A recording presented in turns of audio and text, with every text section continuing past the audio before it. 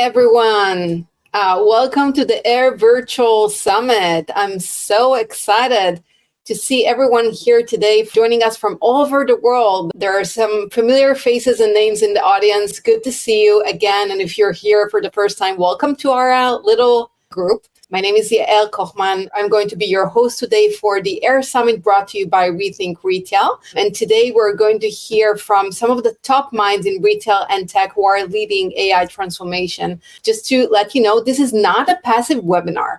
So you actually have an active role today. I see that you guys are already on the chat engaging with one another. But I want to tell you already from now that later at the event, we're going to have roundtable sessions where you'll be able to actually join in and actively participate in the discussion.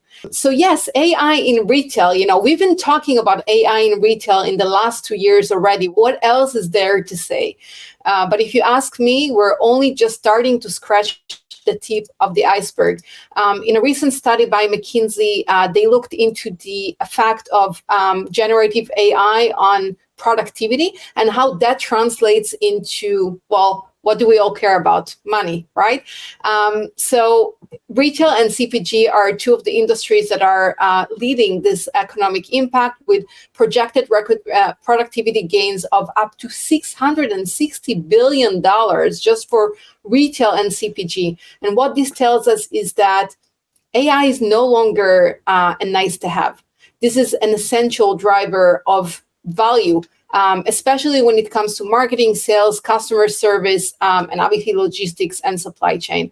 But I guess if you guys are here today, then you already know how important it is. But this is why at Rethink Retail, we created the AiR community, which is also represented by our list of top AI leaders. So last year, we published our prestigious list of tales, which are top AI leaders for the first time, with more than 60 top executives from leading retailers and brands, and over 90 experts from academia, tech, and associations. And I'm excited to share today that the nominations for our top AI leaders for 2025 are open.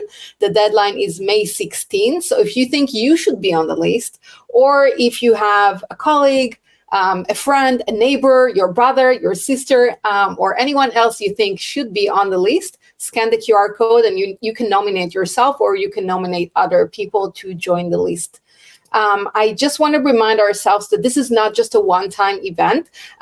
Since AI is advancing in such a rapid speed, we have AiR events lined up for you throughout the entire year, starting with our AiR Insider Mixer series, which is a monthly event of only 1 hour long, with open conversations where you can network and share ideas and get inspired by your colleagues and peers. The next AiR Mixer is going to be next week on April 30. And then we have another virtual summit coming up later this year in November. So if you haven't had a chance to participate in this event as a speaker or a sponsor, there is still an opportunity, and you can scan the QR codes here. I think we also have the link on the chat. And of course, if you're at NRF next year, we'd love to meet you face-to-face at our annual AiR Physical at NRF. So before we dive into today's agenda, I'd like to invite Julia here, our co-founder and editor-in-chief, to say a few words. Hi, everyone, and welcome to our second AiR Virtual Summit. I'm elated to be gathering so many incredible minds in one place. And remember, as Yael said, this is not a webinar. This is not just another virtual event. And as my grandfather used to say to me, you're only bored if you bore yourself. So hopefully all of us, including you, are interested and interesting today. You're here to experience something a little more dynamic, more connected, more human. See, I'm not an AI bot. And in between keynotes, you'll get to join breakouts where you're part of the conversation. So at Rethink Retail, our goal is simple, but it is bold. Reimagine what digital convening can look like. I want you to learn and connect just like you would at an in-person event, but without the hotels and the flights, and for those of us over the age of 30, needing a pocket-sized pharmacy. Expect you'll meet people today that you'll run into again. That could be future boardrooms, industry events, Rethink Retail dinners, and this could be the start of those relationships. This event took months to plan. When I say months, I mean months, and it's 100% free to you. And that's because our sponsors believe in making this content and these conversations accessible to everyone in our beloved retail industry. So big thank you to Rocketium and Perfect Corp. All right, guys, so from Gen AI to supply chain to autonomous marketing and personalization, today's sessions showcase the innovation driving our industry forward. Take advantage of the roundtables, meet someone new, ask the hard questions, and lean into the fact that we're building this together. And have a good time. Back to you, Yael. Thank you, Julia. That was great. And we are definitely looking forward to having some fun. So we have a packed agenda lined up for us today. We will start with the hot topic of Agentic AI and move on to a keynote about the evolving role of AI in the creative process with Rocketium. Then another panel about implementing AI in physical spaces like smart stores and supply chain operations. We will then continue to a fireside chat with Ken Pilot and Colin Waters on using AI for improving the online experience. At that point, we will break out for our roundtable discussions where you get to choose a topic between 9 different tables and join a group of people and share your thoughts and ideas and network and have fun together. We will then go back to the main stage. So don't forget, after the roundtables, we still have some more great content for you guys. We will summarize the roundtable discussions with some key takeaways so that nobody feels like they missed out. And then we have 2 last keynotes for you guys. Perfect Corp with the importance of using AI and AR in the digital, in the new era of retail, and our final keynote from Brandon Witcher from Forrester about preparing for a future that is unstructured, ambiguous, and individualized. So before we kick off, I really want to thank all of our speakers today for giving us their time, their knowledge. I can't wait to hear each and every one of you. And since I've had conversations with all of those people before, I know that they have amazing content to share with us today. And of course, we couldn't have done this without our sponsors, Rocketium and Perfect. Thank you so much for your support and for making this happen. And we will hear from both of these companies during the event today. With that, let's get the party started. I'm super excited to welcome on stage our first panel, where we're going to dive into the world of AI agents, but not as a threat to our jobs, but as partners in productivity. I'm happy to invite to the stage Fatih Nayabi and Matt Izik, and obviously our amazing moderator, Jenna Flateman-Postner. So Jenna, lead the way. Love it. Awesome. Hi. Great. I'm so glad we're here. I'm sure Matt's going to join us very shortly. Excited to jump in here. Can you hear me okay? Yes. Perfect. Excited to jump in here. I know we've already done introductions. And the beauty of this conversation is that we get to do a couple of things. One is we can kind of ground ourselves in what is I'll call an evolving discussion. And also do a little bit of prediction and pontificating on how something like Agentic is going to impact the retail market. So as we kind of dive in, and before we really get started, Fatih, I understand that you recently published a book called Unveiling the Next Frontier of Retail, Meet Agentic AI. And I always tease and say, if you've written a book on it, then you're the expert. So we're going to look to you to ground us. I think before we start really talking about Agentic and go-to-market and some of our predictions, maybe you can ground all of us in a definition of agentic that we can all understand and agree upon, and maybe help us determine and delineate between what more traditional AI, like generative, that we've all had experience with, how that really differs from this emerging application of agentic. Of course. Very happy to be here. And talking about agentic AI, that's one of those subjects that I'm very passionate about. So when we talk about AI, we have different types of AIs, of course. We have the predictive, prescriptive AI, like notably that they are the ones that they provide either predictions or prescriptions, but they're almost like advisors for you. You can ask them to do a prediction. Let's say that you do the demand forecasting. It gives you back the number of products that you're going to be selling. And then prescriptive model is going to help you to make decisions, but mostly around optimizations or the what-if analysis and some simulations. Now imagine an AI that is an operator, that is not just an advisor, that actually can do things. It's actionable. So you can kick it off. You can say, I want to ensure that inventory is in good shape. And then it's going to orchestrate traditional AI models, let's say a demand forecasting agent, and then another one to just go ahead and update the inventory, another one to actually to build the OTB or to update the OTB. So Agentic AI is able to have a loop, to do many things, adjust itself, learn from it, and just autonomously do things by itself. It's actionable. It's not just an advisor that you go ask something to it. Very cool. And so, in the spirit of the title of this session, Agentic AI is going to take my job as an example. Let's just talk about that a little bit. In my perspective,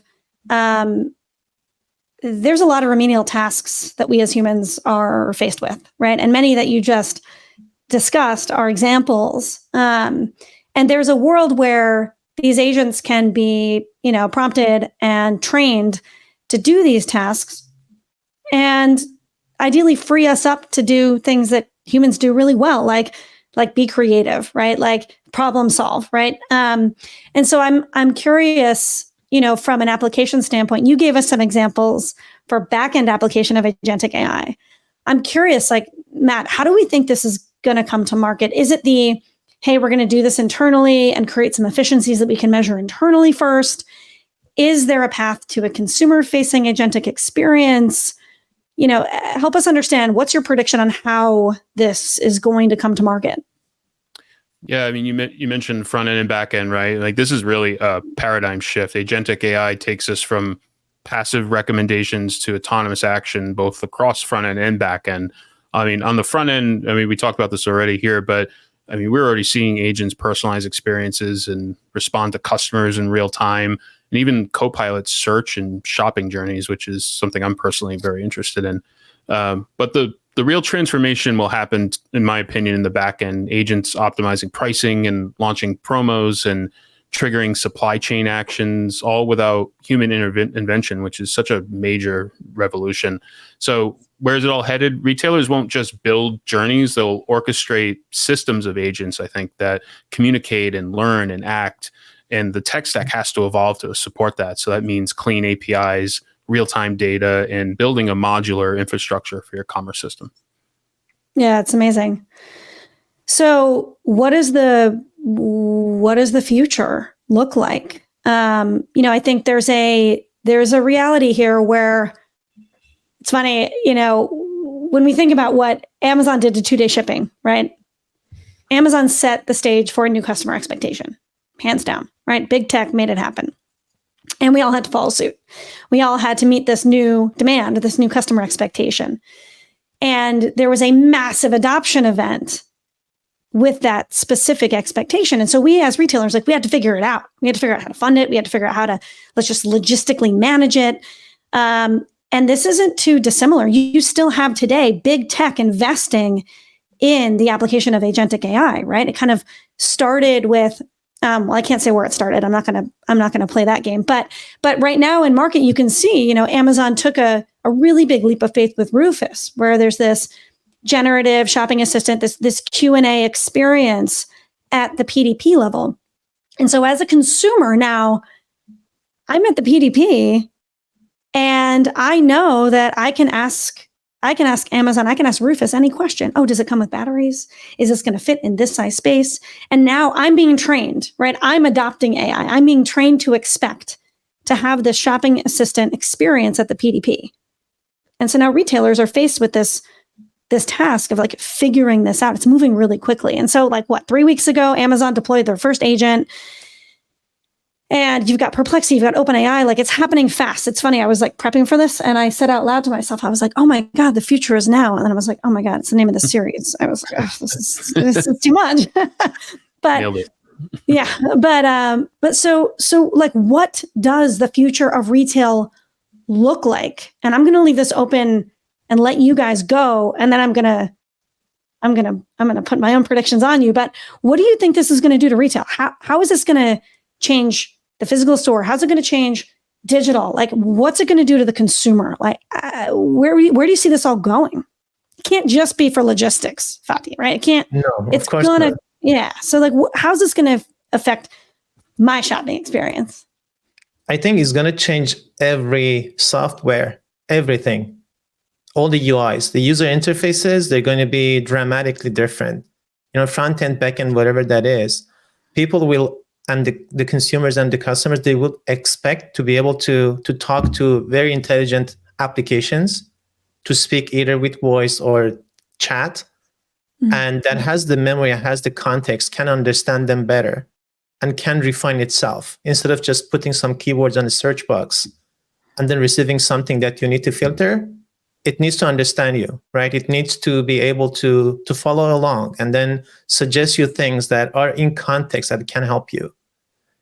And of course, we need to think about all of these agentic meta approaches as well, that they are going to be agentic programming systems to change all the existing applications as well. So that every e-com system that we're using, every SaaS application that we're using is going to change. That's like a prediction, of course, that what I'm thinking is that over the course of 5 to 10 years, most of these applications that we're using right now, they're going to change. The user interfaces, they're going to go away. They're going to be optimized for the agents. And this is going to exponentially be improved because of the agentic AI, because all of these companies and the startups and the technology companies are going to be using agentic AI to change all of these landscapes. So it's going to change every possible process. Anything that is digital is going to be able to be more contextual, having better memory, more intelligent, and doing things. And also is going to bring in new types of applications. Right? It's going to be a lot more reactive and a lot more dynamic in every front. What do you think? Yeah, I think you nailed it, right? And when I was looking at these things as they were starting to come out in the scene a couple of years ago, I had a question. What are my customers going to think about this, and are they even going to use this or care? And to Jenna's point, that's really changed very recently with Amazon setting the bar mainly. Customers are now going to expect conversational, context-aware, hyper-personalized interactions that they're not just search bars or filters, and that's just going to continue to expand over time.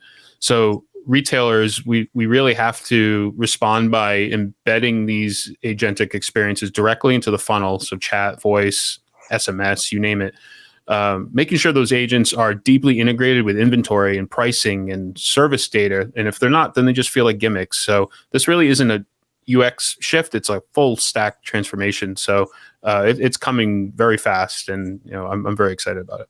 Yeah, it's very interesting. I go to the dark side. I go like it's gonna change everything, right? It's gonna be like the internet, right? It's gonna be like mobile payment was to cash. It's gonna be like when you really, really think about this, we have a digital catalog today. Like that's basically what a website is, right? It's a digital catalog. It's fundamentally not too much deeper than getting a catalog in the mail, right? And so there's obviously a lot more that we can do with personalization and automation and all of the amazing things that make these websites continue to function and drive more KPIs. But when you think about the traditional hierarchy of a website, and you think about why we've built it the way we've built it, it's because we don't know who the customer is. So you come to this website with this catch-all header nav, men's, women's, kids, outlet, sale, right? We don't know why you're here. And so that is going to change. And so when you think about it, and you have Amazon who's breeding this new type of customer, this customer that maybe has their own agent that is serving as a proxy for them, I'm going to want my agent to know everything about me because I want my agent to find that item I'm looking for at the best price, at the biggest discount rate, at whatever my priorities are, right? So you're going to have this known entity, this agent that's coming out and to serve me. And in theory, you're going to have an agent that's representing the brand. And you're going to have these algorithms communicating with one another, right? Jockeying over the consumer and the product and the discount rate and whatever it might be and inventory and position. It's going to create much less need for that more traditional digital catalog, in my opinion. And I think we're going to end up in a very device-led world where, to your point, Fatih, there's going to be more talking, right? There's going to be more communicating with devices. You know, we all have AI. We all have an assistant that's right on our phones. Like, her name is Siri. She's already deployed. She's not that great yet, but it's coming. Like, it's definitely here. So I'm curious, question I'd pose to you guys, and given our delay, I don't know how much time we have, so someone's going to have to cut me off, but what can retailers be doing now to ready themselves? You know, Matt, I kind of heard you say, hey, create these authentic experiences, start embedding agents into the experience, start, you know, benefiting from the trend and the adoption that's happening with consumers being more willing to engage with agents. I heard that. I think there's a big data infrastructure need here too. Like, I'm curious, like, if this all just, there was a mass adoption event and everybody had agents tomorrow as consumers, what should brands be thinking about right now? Yeah, I think retailers can prepare for this by just investing in interoperable systems with APIs and events that can let agents listen and respond and start testing. I mean, this is such a massive change that it's really hard to kind of just jump into it right away. So that would be a great way to prepare, and mapping out where decisions are made today and identifying what can be delegated to agents. But the biggest thing of all is the trust factor here, right? This is so new and it's so hard to trust these systems as you build them. So you have to set up guardrails and oversight and escalation paths so you can really trust these systems to act while you're staying in control. So I think the digital mature organizations out there that are experimenting with this will be the first to it and will set themselves up for success. Yeah, so everything Matt said, amazing. Of course, you should have all of those. And then just to complement what Matt was saying is that you want to just go ahead and use AI as much as you can. Do the vibe coding, like agentic coding and everything. You also need to think about evals. How do you evaluate the results of these models? How do you ensure that they're actually working properly and they're going to bring back something that you need? And of course, everyone should be very, very proficient with prompt engineering. So in your organization, start with making everyone more productive using all of these agentic approaches. You know, you can ideate, you can brainstorm, you can like build things and just go ahead and actually do it, right? That's the most important thing at this moment, because there is going to be a lot of competition. Many of the technology companies are going to come for every possible application that you're doing right now, or all the possible processes that people are building. Let's have our people, our humans, using these type of tools and then be more productive and make things happen. Yeah, it's refreshing advice, I think, Fatih, because it's not too dissimilar from how most of us brought generative to market, right? You know, we thought, we can use generative to write copy. I have copywriters. If they can write more copy faster, then I can create efficiencies that are measurable and I can get more products live faster, right? Like, that is something that we can measure, right? We thought about it also with generative chatbots too, right? You've got ticket closure rates, right? You've got CSAT score. You've got like these measurable KPIs that you can use to understand the efficacy of this generative application. What I'm kind of hearing from you is that was a good approach, and that maybe this is it's the way we should maybe take this on as well. And so for the sake of having an example, and maybe you guys have some as well, one of the big benefits of agentic is you can actually circumvent integration needs. So today, let's say a customer requires an order modification. Most customer service reps, there's got to be human intervention because they're swiveling their chair, right? They're in their service console. They see an order modification request. Oh, whoops, I sent it to the wrong address. They got to go log into an OMS. They got to make a change, right? They got to change the address, and then they got to save it. They got to log out. An agent can literally do that. You can train an agent to be logged into a service console, pick up every order modification request, go log into an OMS and follow these 8 steps and go and modify that order. And so, I mean, the best thing about these agents is they work 24/7, 360. They can't quit. They can't quit. So there are some serious efficiencies here, time efficiencies here, to your point. And so I think the trick is going to be figuring out what are those use cases that we can use to establish trust internally. Do you guys have any examples? Ask Agentic AI by itself. It's going to give you a lot of ideas for that.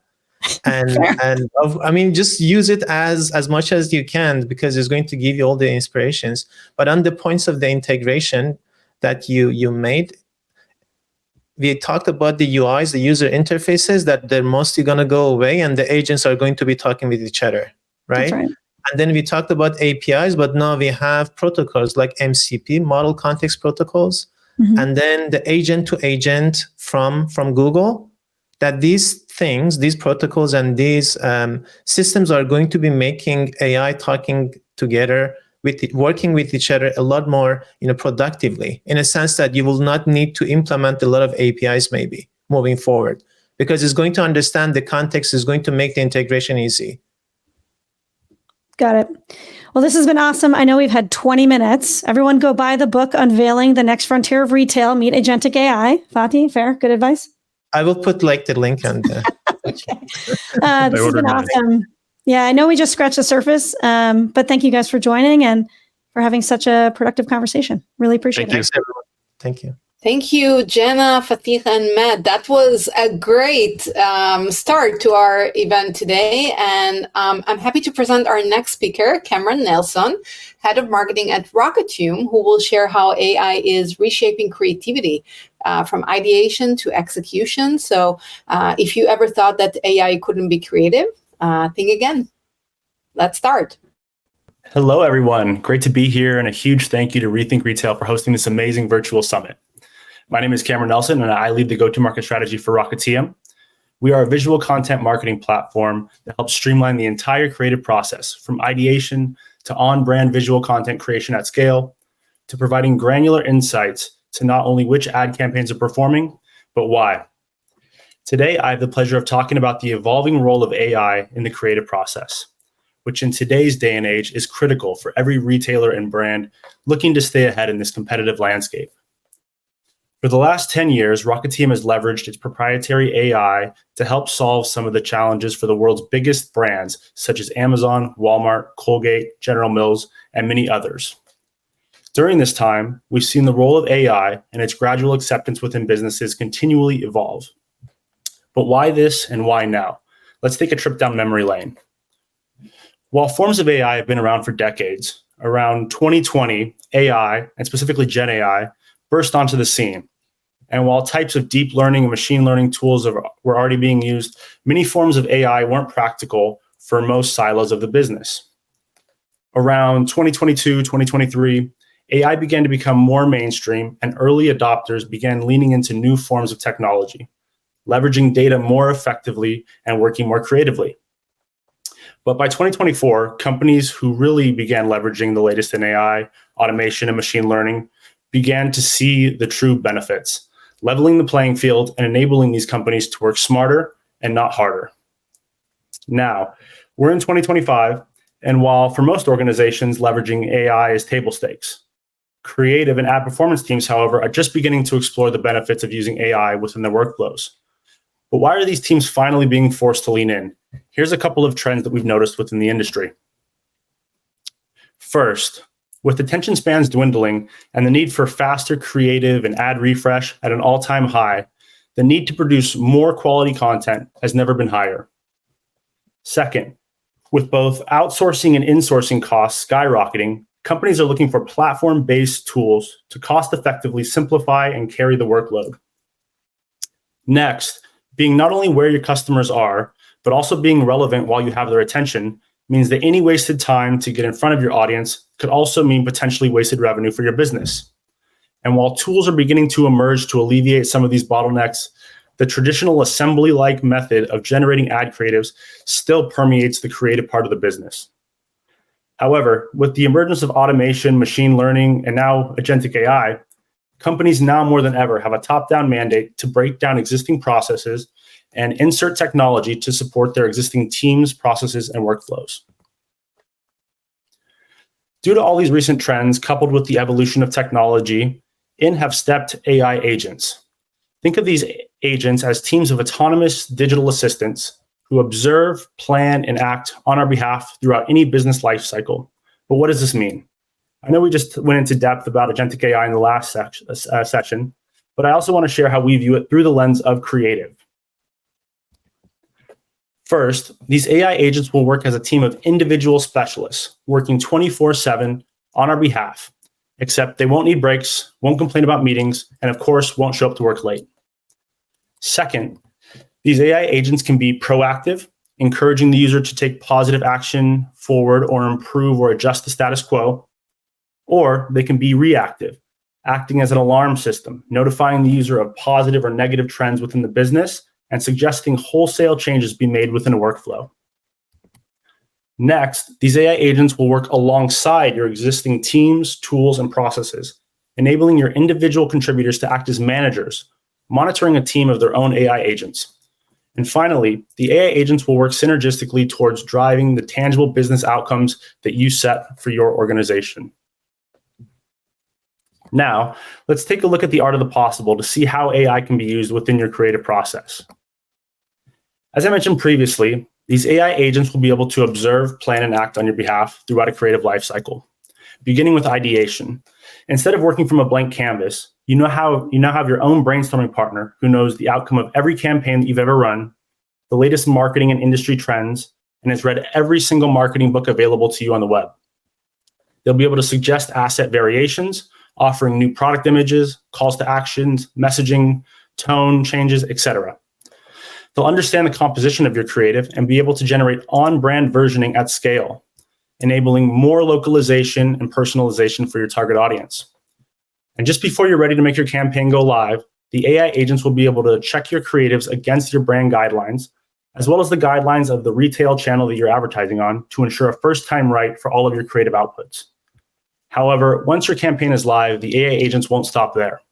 They'll continuously monitor ad campaign performance, suggesting ways to continually optimize and improve your live campaigns. Now, while everyone's creative process is somewhat different, the themes are consistent.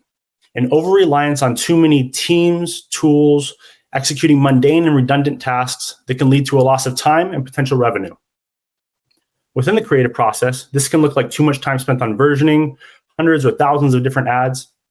It can look like manual brand checks across thousands of your creatives, or it can be days spent on back and forth sharing of assets during the review process. As the playing field has dramatically been leveled by technology, retailers and brands need every advantage they can get. The key, however, is to lay out your process, whether in creative or any other part of the business, and identify where AI can be used instead of people, leading to a more efficient and more cost-effective workflow.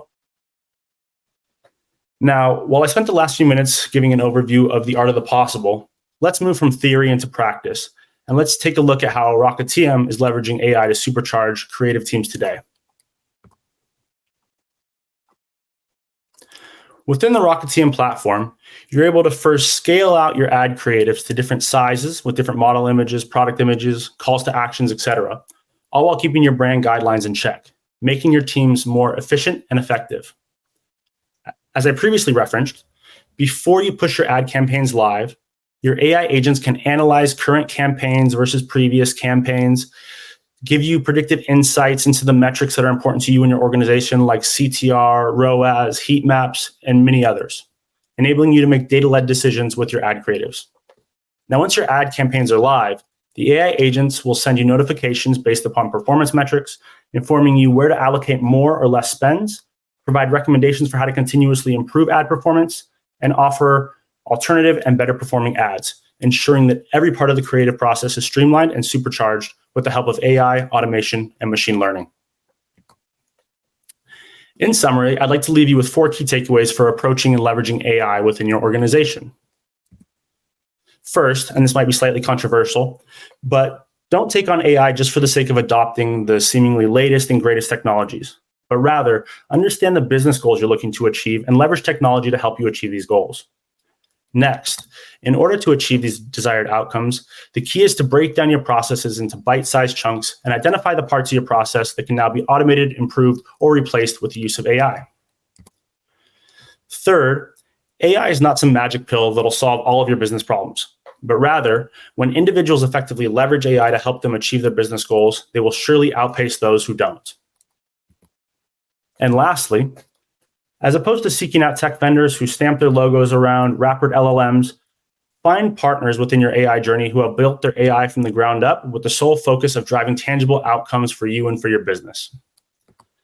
And with that, I want to thank you all for your time. Again, my name is Cameron Nelson with Rocketium. Feel free to connect with me on LinkedIn, visit our website at www.rocketium.com, or scan the QR code here to schedule some time for us to speak. I look forward to chatting with you all in the breakout rooms and post the Rethink Retail AI and Retail Summit. Thanks so much and have a great day.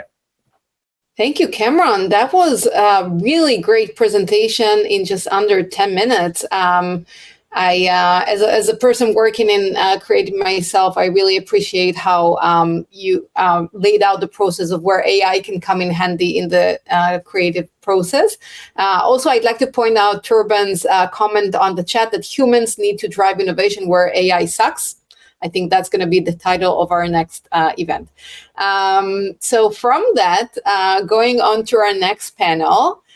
So AI is not only online, right? AI is in the stores, on the shelves, in our smart cars, in our warehouses, in our trucks. And this is what we're going to talk about on our next panel, led by Sky Caneves, and our great speakers, Mirko Sol and Henry Henweinstein. So kick it off, guys. Hello everyone, and welcome and thank you to Rethink Retail for having us today, and to all of you for joining us for our session on AI going physical, where we're going to talk about the role of AI in the supply chain and for the smart stores of today and tomorrow.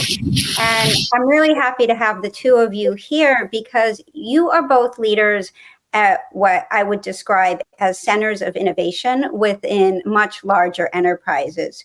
Mirko, as Senior VP of Innovation at Schwarz Digital, you're part of the bigger grocery operator that operates the Lidl and Coughlin grocery chains. And Henry, you're with Avolta Next, which is kind of a startup hub within the large travel experience, travel retail operator Avolta, formerly known as Dufry, which is really one of the biggest operators of travel retail stores and food and beverage.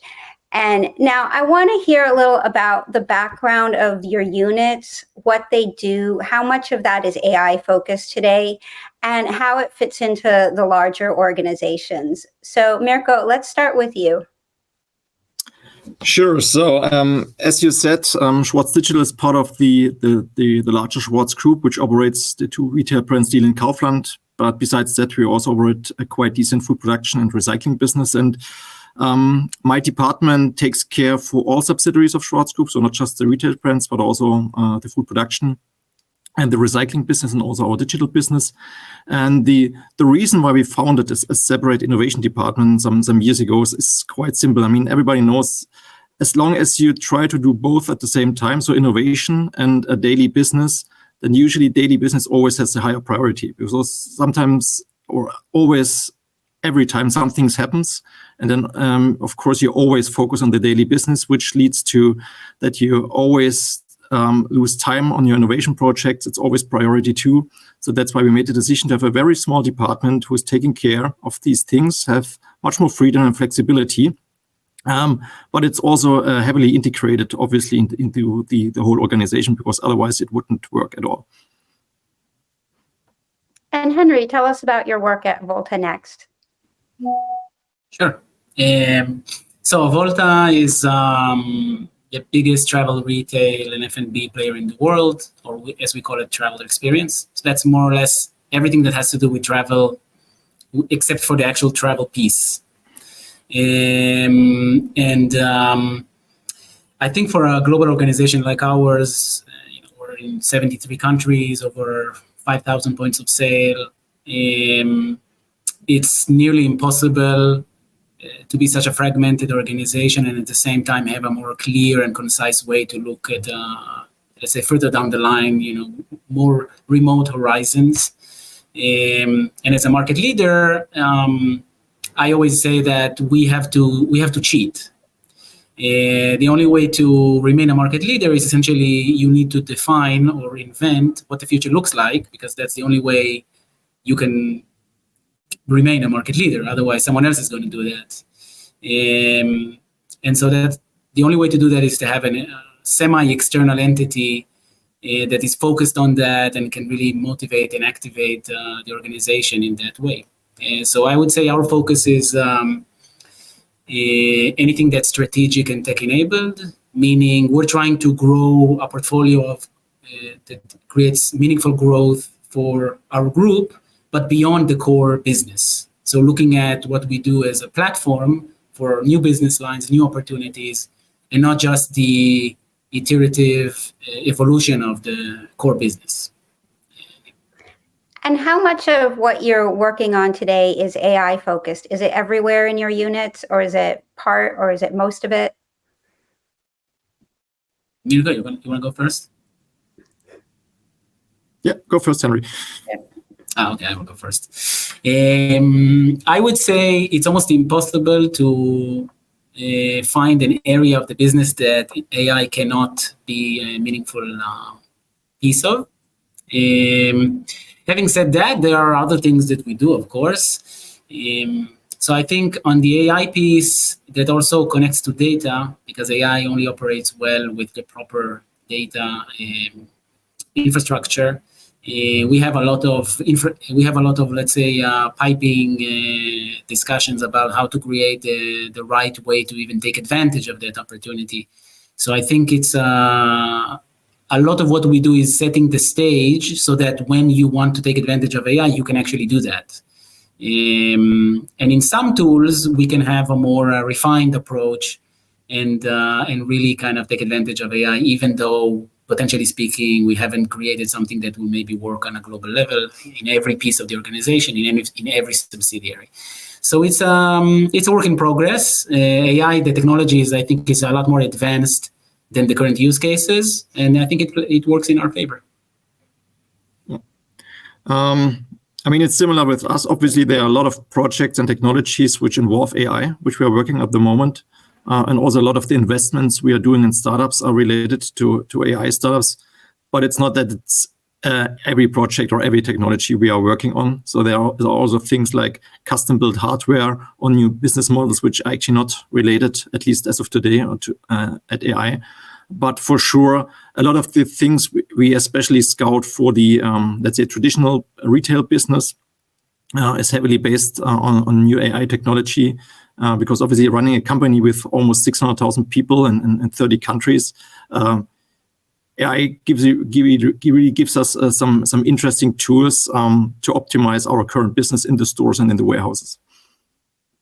Right. So both of your organizations are very large and complex businesses that deal in across categories with thousands of locations, millions of customers. And so supply chains are really central to your business. Mm-hmm. And today they're really back in the spotlight. And while AI and machine learning have long been part of business operations, nowadays we have both new tools like generative AI, as well as a number of fresh challenges that businesses are facing. So I wanted to ask, what, in your view, are some of the most significant impacts from AI in supporting and optimizing your business outcomes throughout the supply chains? So then maybe I start. So obviously, as you said, there are, let's say, traditional use cases like route optimization and automatic reordering for stores and for the warehouses, which have been there for years already. They are advancing, but in the end, the use cases are more or less the same for years. What I'm really working on with my teams are computer vision-based use cases in the supply chain. So everything from arranging autonomous driving to automated loading and unloading of trucks. That's a big challenge, or it's a big topic for us, because in most countries where we operate, we have a big challenge with truck drivers and people who wants to work in the warehouse anymore. But still, as we are a food retailer, we can't digitize the goods we are selling, so we have to transport them from A to B. So obviously, this is one of the main challenges we're working on in supply chain.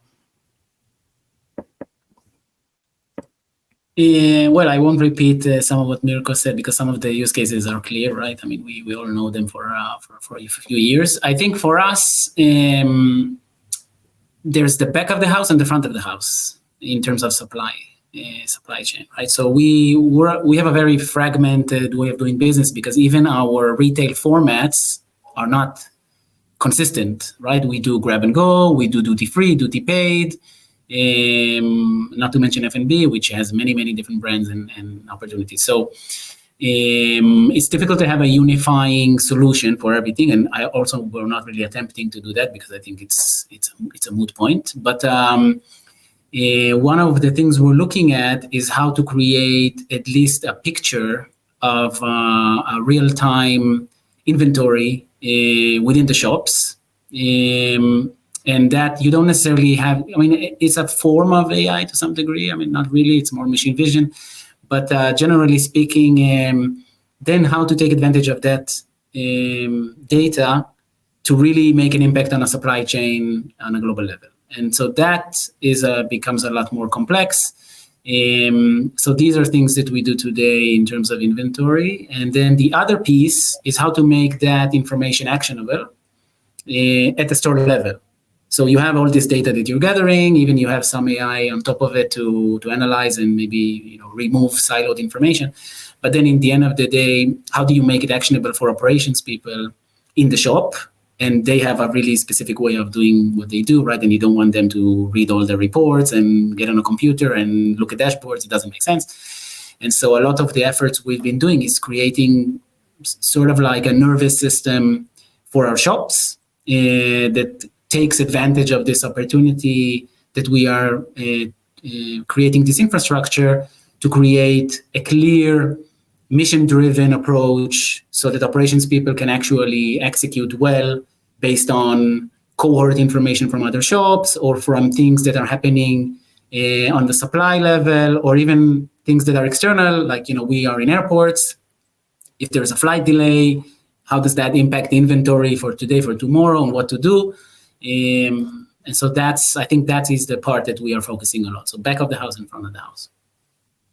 Right. So now getting a little closer to the consumer and with stores, I want to talk a little about how AI is being used to optimize the store environments and where you're seeing some of your biggest wins. Henry, you've shared some of those. How about you, Mirko, in the grocery space? Yeah. I mean, obviously, at the store level, we have similar use cases like at the warehouse levels, obviously automatic reordering for a long time, which has been there also with, let's say, more traditional technologies like machine learning for years, which we just recently introduced use cases like virtual store assistants, so where our store employees are able to talk to an AI system instead of talking to each other, which gives them a much easier and faster possibility to get answers to very simple questions, like a price of an item or like the stock of an item, which is really heavily used in our stores. It also supports different languages, which is also a challenge in some countries where we operate. And again, the second bucket of very interesting use cases is anything around computer vision on the store or at the store level. So things like loss prevention at the self-checkout or even within the store itself, especially now with the more and more common self-checkout and self-scanning checkout methods in most of our stores. It's becoming a challenge, so we need a solution there. Other things are making the checkout process easier for the customers with simple things like age verification for age-restricted items or fruit and vegetable recognition. So really speed up and ease the process for the customers. Because if we want them to use self-checkout, obviously we have to make it as easy as possible for them to use it. And then, of course, anything around analytics in the store. So where are customer moving? Where are they spend time? Which shelf they do not even stay 1 minute? So obviously maybe we have to make a change there. Is there dirt on the floor? So all these analytics issues, which gives us much more information. And as Henry said, then also prepare them in a way that it's easy to do or to take action for store employees, because they will never read large dashboards and reports. They don't have time for it. So they really need small, easy to use pieces of information with a clear call to action. Now, when you're launching a new innovation or a trial or test, how do you start that from, say, Schwarz Digital to roll that out into stores? Do you test in a small number of stores, or do you look for buy-in across the organization? Mm-hmm. So usually the first step is our, we call it a lab store, so which is like a completely rebuilt a retail store just without customers. And that's always the first milestone the technology has to achieve to prove that it works there in this environment. And if it works there, then yes, we would go to 1 or 2 real stores in one of our countries, test it there. And if it proves to work, we would increase it to maybe 5 to 10 stores. And then we would make the final decision if we want to scale it or not. And then it's usually also the time when my department goes away and takes to another challenge and hand over the topic to the IT department and to the business departments, which will then do the scaling and the rollout and the maintenance of the system. And Henry, how about at Volta? So we've designed, I would say, a bottom-up approach to push innovation. So I added it also on the chat. Actually, we will have another one soon, but because we're here and everything, so just as a courtesy to everyone, we opened the forum for like pre-application on the things that we will be looking at later in the year. But generally speaking, startups come to us based on certain themes. Then the themes are, you could say, they are more from the top in our approach to the next year.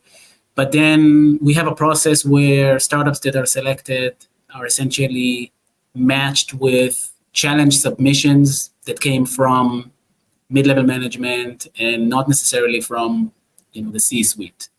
And that allows us to create venture teams where they actually try to validate the idea, kind of like an entrepreneur that tries to do things from scratch and create something that management cares about using a tech solution and a real problem that we have in the organization. And if that works, we greenlight a pilot. Pilot is in a commercial environment. Today we don't have a lab or something specific that we want to do. We do it immediately in a commercial environment, depending on what the solution is. Could be 1 store, could be 15. And then we review.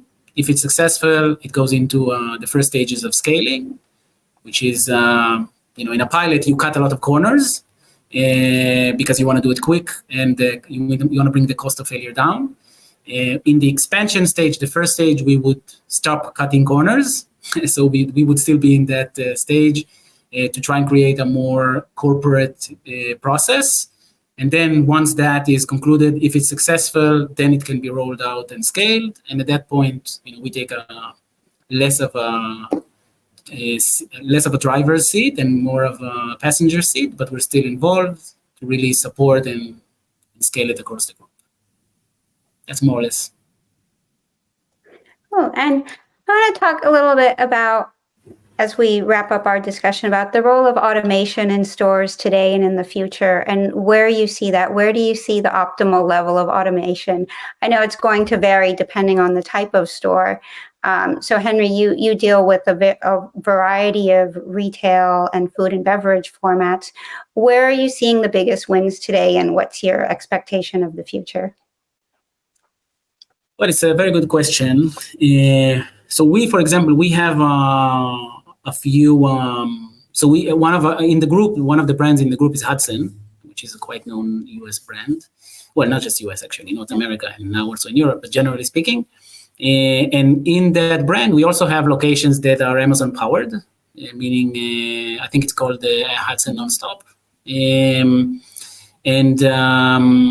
So you could say that is what the vision of automation in a store, right? Everything is automated, and we have other formats of automation as well. I can say that I'll try and, instead of answering your question exactly as you asked it, I will say something a bit different, maybe even unpopular. I think us as retailers and also entrepreneurs that are trying to invent the future, you need to be conscious of the evolution of the demand from the actual consumer, or not in my case the traveler, but generally speaking, because if you create something that's fully automated and everything, that is great, and it feels like it's the best possible solution for everything, but generally speaking, it doesn't mean that people are really ready for that, and so you will have a gap in the actual use case if you go all the way out. I think that's maybe one of the reasons why Amazon is not doing their stores anymore. But generally speaking, I think, and this is a general comment for AI has to also integrate in the daily lives of people. as opposed to creating an end-to-end solution that people don't even know how to digest yet, and so it kind of loses the touch. And I think every time you look at a solution, you need to kind of put it on a spectrum. Where does it fit? Not go too far, but also not less, but don't pay on impact. So you need to find that middle ground. I hope it answers, generally speaking, the thought process. Okay. And Henry and Mirko in the grocery space as we wrap up. So very short answers. I'm a big believer in robotics and computer vision-based checkout. But as Henry said, as of today, it only works in very small stores. So like maybe 40, 50 square meters, 100 square meters, but not for large stores. And at least for larger grocery stores, I don't see it during the next years. There I see more, as I said, small use cases at the self-checkout area or net loss prevention use case, but not fully automated stores because it's just too expensive at the moment. But simpler tasks to help employees in the stores, like cleaning the store or moving pallets from A to B.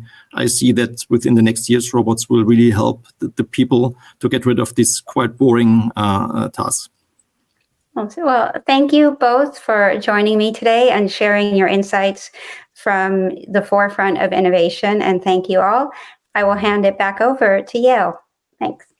Thank you, Sky, Mirko, and Henry. And what a great panel with like different approaches from doing things small in the lab and then scaling to going all the way to commercial environments. And obviously, for everything, we first need to build a business case and see what the ROI will be before we dive in. But from physical to online, our next session is our fireside chat, where we will dive into how to leverage AI for improving the online experience. So please join me in welcoming Colleen Waters, Vice President of E-commerce for Steve Madden, and someone who, at least in the retail context, does not really need introductions, Ken Pilot. But it's great to be here and join the crew. Always fun to share what's happening out there in retail, especially when it doesn't have to do with tariffs. Happy to have my good friend Colleen here today, and we're going to really dive into what's happening around AI and the online journey. Colleen, you've been busy meeting with, POCing, and implementing AI platforms. What are you finding that's really exciting you? Yeah. What I love about working at Steve Madden is it really is a test and learn culture. Experimentation's encouraged, and that starts at the top. And we operate as very lean teams too. So two things that are always top of mind when I'm looking at solutions are, does it help the team work fast or work smarter, not harder? And does it enhance the customer's experience? I want to ideally not only eliminate roadblocks on the shopper's path to purchase, I want to solve problems that they don't know they have before they know they have them, right? So one of the companies we connected with a few years ago now is Curated For You. And they're doing really great things in the space to allow brands to create curations at scale. They use AI image recognition against our product feed to create the assortments. And then once they build them, they update them once a week, so they're never outdated. They optimize them for SEO. And what I love is they can get really granular. We can sometimes live in our New York bubble, but they'll say, hey, there's a big rodeo event in Texas in 2 months that people really start to think about outfits for starting now. Here's a curation. And then the team can target our customers local to that event, which we would never really be able to do on our own, right? So I know some people out there are using their curations to fuel their entire navigation. It's purely automated based on that image recognition, which is amazing. Well, I think one thing that you said that's interesting, you have a lean team, and what Curated For You does is it enables you to have like merchants on steroids. They create these events and occasions, and then they merchandise entire pages based on event and occasion, which is something that you would need a pretty robust team to be able to do.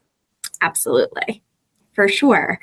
And, it's important when you're building your stack that you get vendors that can complement each other and play well together, right? If you have a lot of great technology, but it's all isolated, you're still going to end up with a choppy experience. So let's take those curations and pull Stylytics into the conversation. They're known for outfitting. A lot of people use them on PDP. But at the collection level, they can show outfit carousels built around items the shopper's already browsed. So if you showed interest in that cowboy boot for that rodeo, here's some head to toe looks and different ways you can wear that, which I feel like is especially important now as customers, are going to scale back on spending a little. They want to know how many different use cases can they get out of an item? How much wear can they get out of it? And it's great for bringing customers back too. They can populate outfits based on what the customers already purchased with us. So you bought this heel, here's a bunch of outfits that you can build around it. And then maybe we can get them back to buy, the dress or the bag or one of those other pieces. And it's really about clearing that path to discovery. Yeah, I think it's funny, Stylytics, maybe like Find Mine, they both solve a problem.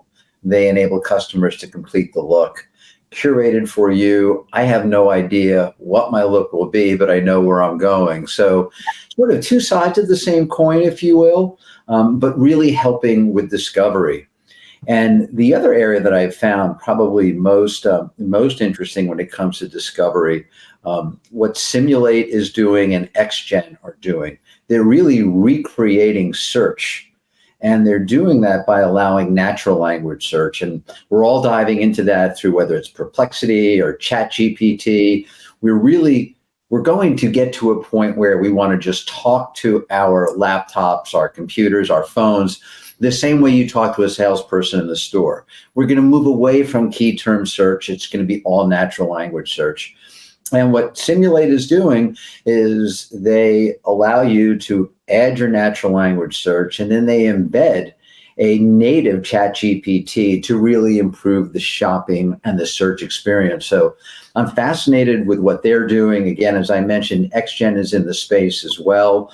So if you're looking to replace your search, or look for the most advanced search, so far, that's probably the most advanced that I've seen. Definitely. Yeah, it's, the behaviors are changing and you want to be ahead of that curve, right? The way people search on Amazon, search on TikTok, they're not just coming and searching for boots. They're searching for something super specific. They want their shoes to wear at Stagecoach this weekend. Let's talk a little bit more about what you're seeing in the way of driving traffic to your site. What AI platforms are helping with that? Yeah, this is something I think a lot about, and I think all of us do, right? Finding qualified traffic sources and making sure that the customer is going to see the item that hooked them when they come to the site, which sounds so simple, but there's so many journeys a customer can take and places they can see us. It's really hard to scale and balance that with kind of your core site merchandising. And Spangle is a company that's really got it figured out. So paid traffic, we all know, is getting more and more expensive. And Spangle integrates with the company's ads. Think of the places that we're all spending the big bucks like Meta. And it takes that user to a landing page on the site that will be a perfect reflection of what was in that ad that made them want to click in the first place. They basically built a self-optimizing landing page, which is incredible. And what's on the page when the customer first lands might be based on the ad they saw, but they'll continue to adapt in real-time shopping behavior. So, the page offers up dynamic categories driven by semantic search. So maybe you clicked an ad for a vacation look. It's going to show you those featured products, but then it's going to highlight shoppable categories as you're scrolling, like pool looks, boat day, beach bag essentials. It's going to pull forward product reviews and social proofing, all of those things we know to be proven conversion drivers, and all of the product enrichment that they do to feed this model is setting brand catalogs up for what you just hit on with agentic search optimization. Yeah, I spoke to Maju, the former CEO of Bolt, when we were at Shop Talk, and super impressed with what they're doing. Karen Moon's also involved there. They just raised a few bucks in an early A round. Maybe it was a C plus round. I lose track at times, but certainly one worth looking at. We've also had a chance to discuss like Lily AI, Valoo. Yep. These companies are basically helping you drive SEO and SEM by incorporating Google AdWords and natural language terms to your product. Both make claims, representations that they can increase the amount of SEO and SEM traffic. Both are relatively simple to implement and certainly easy to see results and make decisions on which way you want to go. Love fast and easy, certainly when it comes to implementing anything in the tech space.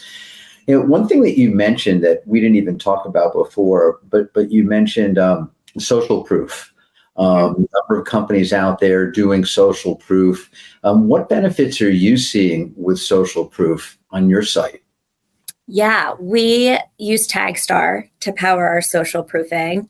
We're actually doing a lot of tests right now to try further messaging that we haven't tried before, but just rolling out, basic things. How much of sold in the last 24 hours of this product? How many people are viewing this product? I think consumers are tired of hearing from the brands and they want that validation from their peers. And this really solves that box.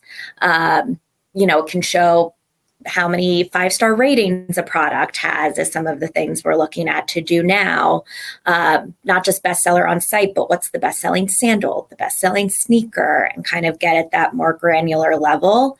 But I think it just gives that validation that the customer needs to take that further step and get them into checkout. They're also, from what I understand, they're using AI to pull in attributes, product attributes as well. As all the FOMO terms, so that customers have a better sense of how the product may address their needs or satisfy a certain need. Absolutely. Or it's running low on inventory. It's moving fast, right? Kind of give that urgency.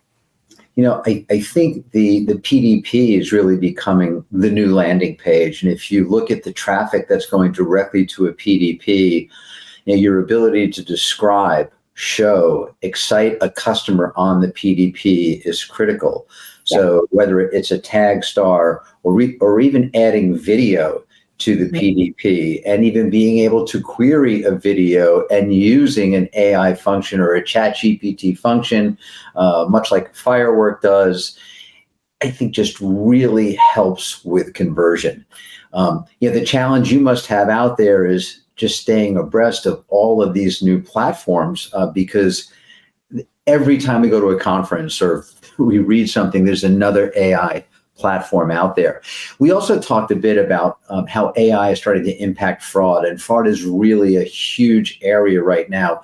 What are you working on at Steve Madden to try to preclude fraud? Yeah, there's a lot of great players in this space right now that are lifesavers to customer service teams. Especially when it comes to, return fraud, lost and stolen packages. Extend is one that comes to mind. They started with shipping protection as an add-on at checkout, but they've gone further to now utilize their ecosystem to tell brands if someone has a pattern of abuse, if they're always citing lost packages, right?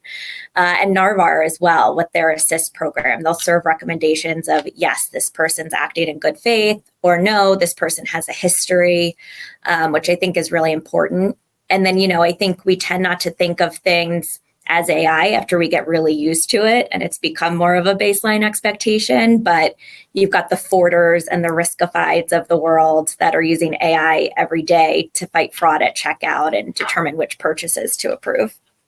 But I love the fact that, it's interesting how Narvar, one of the industry OGs, is now moving forward quickly to keep current and stay relevant, using AI to help detect fraud based on bad actors across their entire portfolio of companies. Extend doing the same as well. So it's really become a huge problem, and the ability to actually determine who's problematic at the point of purchase, I think is a big win for the industry. The other place that I see AI making an impact in the post-purchase arena, Rocked, who I think you guys are using as well, Rocked, who serves up ads and pays retailers and brands to allow them to advertise on their e-commerce confirmation page. I mean, hello, this is mailbox money at its best, people. It's hard to say no to free money. It's like, wait, what? You mean I do this and you send me a check? I'll take one. And they also do that now on the payment page, but the AI use on the on both the payment page and the post-purchase page is interesting because they really serve up the ad that they think is most relevant to that customer at that moment. Yep. Absolutely. They want to take advantage of that transaction moment. They're already in that buy mindset, and they can use that purchase to influence what to serve them, which is great. Yeah. So it's really everywhere in our world, from before the customer gets onto the site, the online experience. So much is happening there to really improve the way we shop. And I also think, importantly, e-commerce really hasn't changed that much in terms of look and feel. I mean, you go back 20, 25 years, it's still, you get onto the site, it's 3 PDPs across, scroll down, hit one, goes to your cart, and it comes home. The functionality, the speed, all much, much better, but it's not that exciting. It's truly efficient. So now with companies like Curated for You, or adding shoppable video, whether it's with Firework or a company like BuyWith, adding excitement and energy to the online experience really helps improve that experience. And of course, AI just layers onto everything. And, it just improves how we shop. I think, one note I just want to leave everyone with: one of the questions as an investor, an advisor to a number of companies out there, early stage, when I'm talking to a company, I will always ask them the following: if I am having you in an RFP tomorrow, who would you be in the RFP with? And I will eliminate any company that says, oh, we're the only one doing this, because it's not true. And if they are, I say, oh, well, if you're the only one doing it, I guess the problem isn't big enough to really have an RFP. Thank you very much. And then it's amazing how they will offer up folks in the RFP. So just one good way to really find out, how do I make the best decision? Because I will tell you that as exciting as AI is, there are lots of companies every day doing lots of great things to move our industry forward. Absolutely. I think we are at time. I think so. We could talk forever. Thank you, Ken and Colleen. That was fascinating, and I really wish we could have had more time to hear about all the amazing technologies you mentioned. I hope somebody took notes, but if not, obviously you can watch it again in the recording. And now for the moment we've all been waiting for. And by the way, if you think that we had great content up until now, there's more coming. So come back to us after the roundtable discussions. But for now, I really want to elaborate on how the roundtable discussions work. So on the next session, you will be able to basically choose the discussion that you'd like to join. You will see on your screen literally images of tables and the topic for each one. And you can just click on join and go to that table. We would really, really recommend opening your cameras, opening your microphones. Again, those sessions are not recorded, so nobody cares if you put your makeup on today or not. So really feel free to open up your cameras and engage in the discussion. Each of the discussions is led by a retail or brand executive and a moderator. So we'll briefly go through the topics now so that you can understand who will be in each room. And then we will get me off stage. We will open up the tables and get started. So our first roundtable discussion is Retail's New Cash Machine, Retail Media, led by Jamie Roller from Dr. Squash and Carl Boutet. Then we have the AI supply chain that runs itself with Leila Jalai from David Yurman and Kimberly Morgan. Our next roundtable is Marketing That Markets Itself with Sherry Jai and Josh Rockoff. And we do also have, obviously, you can't talk about AI without mentioning personalization. Alan John is the former Global VP of Data and AI at Nike. And this room is moderated by Greg Merrill.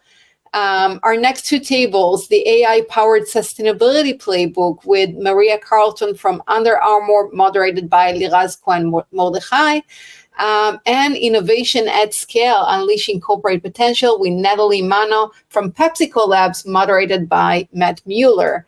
And then if you're looking for a more fun table, you can meet Barney Stacher at our networking table and just, have fun with fellow participants. If you are a brand or retailer that is looking to learn more about our global retail leaders community, go to the GRL table with Renee Hartman. And last but not least, if you have some questions about the AIR community, the AIR events, if you want to inquire about speaking opportunities or sponsorship opportunities or make suggestions, go to the Ask the AIR team table with Daniel and Katrina from our Rethink Retail team. So with that, just one final instruction. You go to a table of your choice, open the camera, open the microphone, and engage in discussion. And if you are not happy with your table, or if you just want to experience more than one table, that's fine. You can hop between, as long as there is room in the table, you can hop between the different tables. So try to make the most of the experience.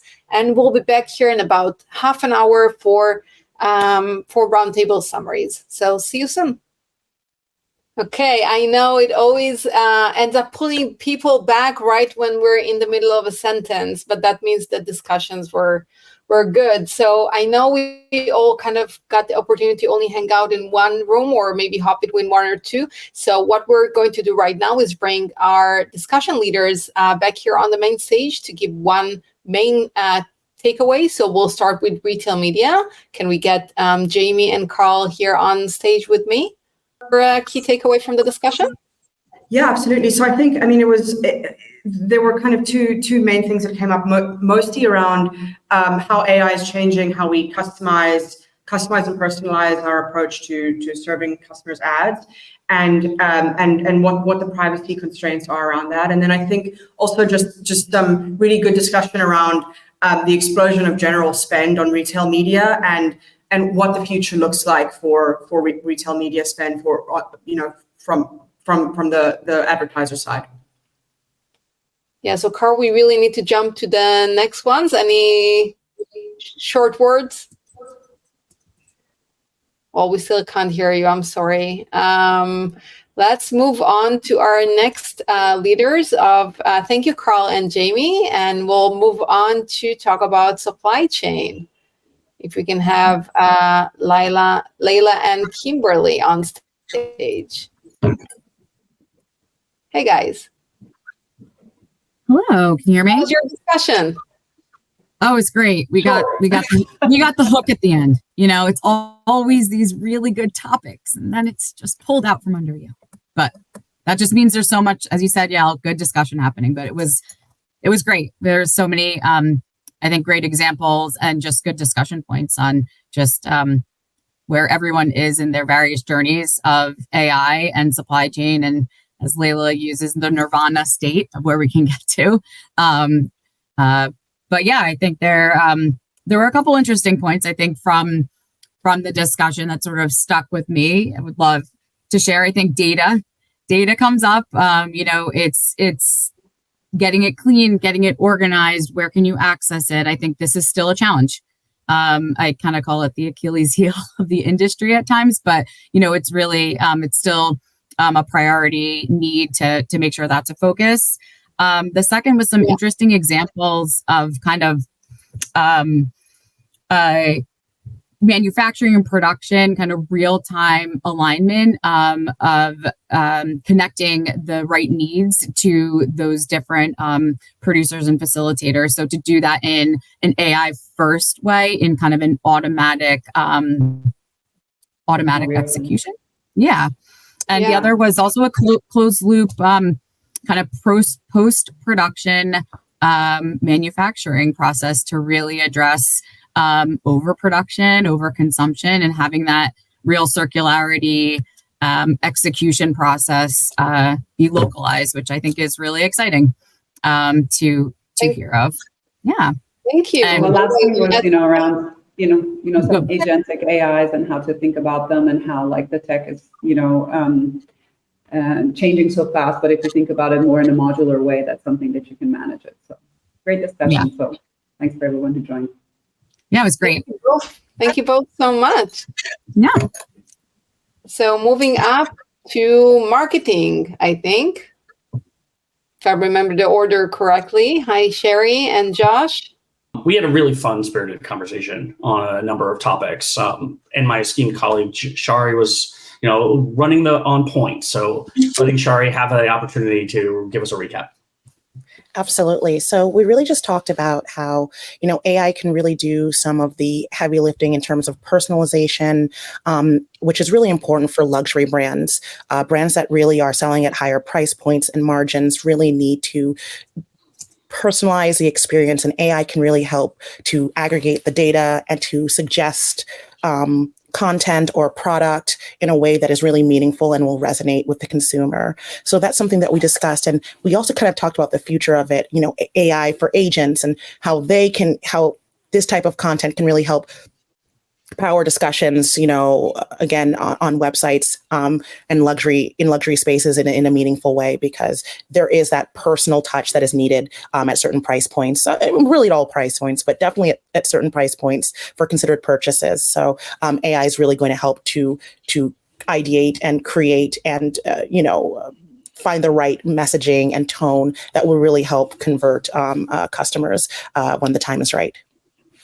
Yeah, there's definitely a difference. I think if you're buying a t-shirt for $5, then, it's not such a complex decision process. But if you're buying something more expensive or more complex, then AI can really come in and help simplify the process. Or tell a better story. Really, the storytelling matters really at that price point. So we were talking about, AI can really help with that process. Thank you, Sherry and Josh. Thank you. So next up, personalization or reading customers, AI reading customers' minds. Hi, Alan and Greg. Hey, Alan, maybe I'll just kind of give a few points and then you can bring us home. Sure. So, hey, Greg Merrill here. Great to be with you all. There's a common thread I'm hearing here. We also talked a lot about no data, no AI. And there's this, while it's fun and exciting to sort of dream about, nirvana or utopia, all the things that we can do, when it comes to the day-to-day business, let's crawl, walk, and run. Do we have data that's relevant, clean, and usable? Are we deriving insights from that data? And is that data ready to be fed into AI models that we can then build applications off of? So, and then the last point that I'll make that was a good part of the discussion was, hey, let's connect finances here. What do we want? Innovation. When do we want it? When we have a clear business case to support it. And I'm kind of joking about it, but the reality is, the CFO and all of us is going to say, is the juice worth the squeeze? And are we going too fast and too hard on all things AI, or is there a return on this value here? Alan? Yeah. So just building on what Greg just said, we also talked about, in this privacy first world where almost 50% of shoppers, both in the US and Europe, who don't want to be tracked, while you can provide good experiences for people who we have data for, what do we do with the rest of the world or the rest of shoppers who still demand, that kind of a personalized experience? So we talked about techniques, that we have using Gen AI and other techniques to actually personalize experiences for them. We also talked about, what is good data. But where we kind of didn't have the opportunity to go deep was, I would say, data collection from stores. How do we effectively bring that connected to the online transaction data? And the last piece was, is it really worth it? And, how do we have personalization for customers in the stores? And how do we get value? And yeah, happy to have any discussions with anybody after this as well. So that's where we leave it. Alan and Greg, thank you so much. Next up are Matt and Natalie. How was the corporate innovation table? So much fun. Natalie, why don't you kick us off? Absolutely. Can you see me? Oh, here. Great. The session was great. Fascinating discussion. I think we were talking a lot about the need to tie any innovation to a real business need. and really asking the questions of what are we trying to do and what are we trying to solve in every process that we're starting. So business needs are critical. Another element that we were discussing was change management, how important change management is to any successful innovation and scale. And how do we really create an environment and efficiently create an environment of change, whether it's with champions or fear of certain people, and really the different elements of also AI, of course, that go into different technologies, whether they're more on the front end or on the back end, and their ability to succeed within an organization. Great recap, Natalie. To add to that, yeah, absolutely. We saw that the fire ready aim syndrome happening in organizations and getting, hey, how do we put this AI into the business, and really starting off like, how do we align this to our strategic priorities and make sure that we stay focused and know when to say no. But then we also had a great conversation around that centralized innovation versus integrated innovation. And I ran an innovation team that was centralized, where we came up with really cool ideas, but that really wasn't working to go to scale at a corporate level. So how do you become that champion of innovation and support the innovation process rather than product to really allow the whole organization to flourish and become a culture for innovation? Thank you, Matt and Natalie. Last but not least, sustainability with Liraz and Maria. How was your room? It was good. Do you want to go kick off, Liraz? Do you want me to? Up to you. I can go. Either way, I thought it was great, a good discussion. What we really talked about, from my perspective, running go-to-market for Under Armour, I really work cross-functionally with all parts of the organization across the world. So we were really talking about what are all those different opportunities where AI is building into sustainability efforts, from being able to come up with designs and visualize rather than wasting time with materials and development before you even go into tech design, to our end-to-end planning system, which will hopefully with predictive analytics and help us with better inventory control. But then also looking at our data processes and how do we automate those things. And one of the things we were talking about is what are the challenges there? Is there so much great efforts and things that are happening, and some are happening in silos, some are happening in duplicated efforts, and really bringing those things together. And I think right back to the last discussion, what is that focus area? What is our end goal? And then what are the steps that we need to do to pull those things together? And one of the other big, I think, kind of not ahas, but where a challenge becomes is both sustainability and AI are newer in a sense than some other things. So really having to pull those things together in time while focusing, while having priority, while having an organization move in the same direction is a challenge, because really it's everything from, starting with the design to, the end of life of the product, that really there's a huge impact that AI can have. I think there's just a lot of what is the most impactful and how do we focus those things as an organization back to what's most important for our consumer, obviously profitability, resources, and all those other things. And then, go ahead, Liraz, anything else? Yeah, Liraz, you're on mute. So really like one last sentence because we need to wrap up. Yeah, I think you sum up most of it. So I will just say that we also talked a little bit about the US tariffs and about how sustainability and AI are also connected to the academic world and research on materials, but that will be for the next session maybe. Definitely. I think we need a separate session on each and every one of those topics. Maria and Liraz, thank you so much. And thank you to all of our discussion leaders. So as we promised, we do have, and I'm happy to see that most of the people are still with us in the session. We still have 2 more really amazing sessions for you guys. So don't leave us before you hear the final keynote.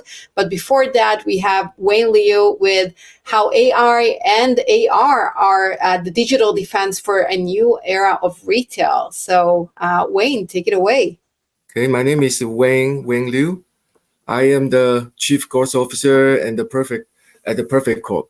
So first, thank you for having me at this the AR Virtual Summit.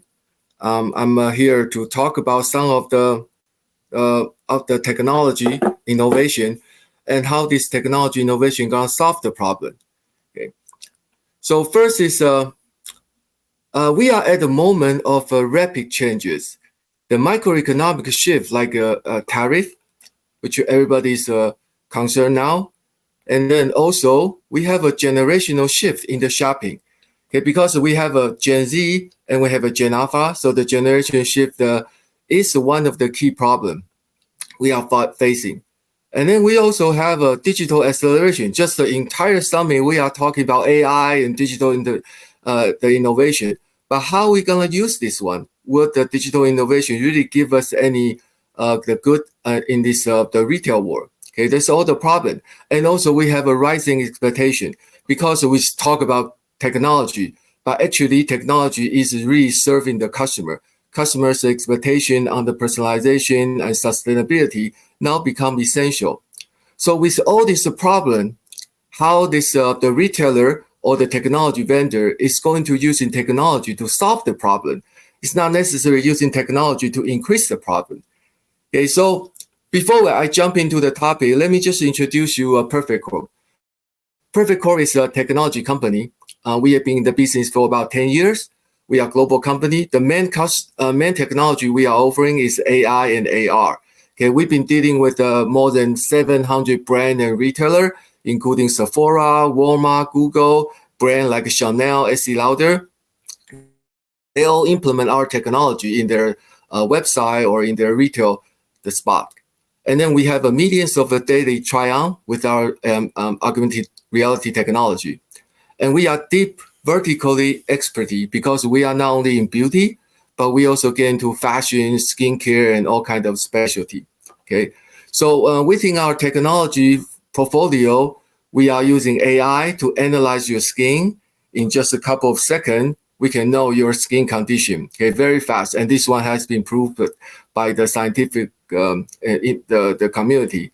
And then we've been using beauty AI for you to try the beauty, the makeup without really try the makeup. Okay, so that's the technology. And also we get into fashion. You can try eyewear, watches, and apparel. Okay, without really getting to the store, you can just try it, true to real. And of course, we're using a slew of generative AI tools to actually generate lots of fun scenario. Okay, and then we've been using AI for 10 years. We are not talking about AI just because everybody's talking about AI.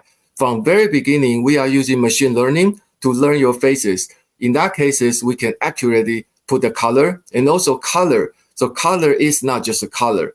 Color is a reflection of the light. You have to get into all the consideration of the service and then also the texture and everything. So we've been using AI from day one. So it's a very, very intensive technology company. Okay, so that's about PerfectCorp. Now I'm going to talk about some of the problem here.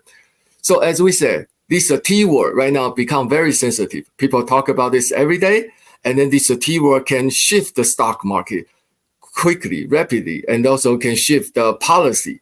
So the T word effect is really here. However, the thing here is, it's all, I would say it's not really really all bad thing, but for the retailer and for the brand, it's really rising the cost of goods sold. So that's the reality. We have to deal with it because the tariff and then also the increase of the shipping and all the logistics. Okay, so usually what you see here is cutting budget, saving. Okay, so you either save by laying off people or you are by save by reduce the operation. However, the thing here is we've been doing digital transformation for the past years, several years. Okay, especially accelerate after COVID. But now it's really the time you are using this technology to defense the problem. It's not just we talk about technology and we have fun, and then when we have a problem, we forgot to use the technology to solve the problem. So actually, right now is a time you are really using technology to solve the problem. So it's not just the cost cutting. You are going to use innovation as a new defense, as a new weapon. Especially AR and AI, can be strategically growth alternative. Okay, so we talk about AI a lot, but people forget about AR, especially in the retail industry. AR actually is the major key here is because this AR is really the one you can do customer facing. Okay, you face the customer, you see the customer. That's how AR can help you. But the AI is on the back. backend of the AR to help you do a very smart with this virtual try-on or virtual interact with the customer with a brand. Okay, so it's how you're going to use the AI and AR. Okay, so here's the thing, how AI can save you from this tariff. First is, of course, you in the retail side, right? So you need to do sample. You have to use a sample to allow the customer to try. However, with all this tariff adding out all the cost, the tariff adding out the cost, so everything get amplified.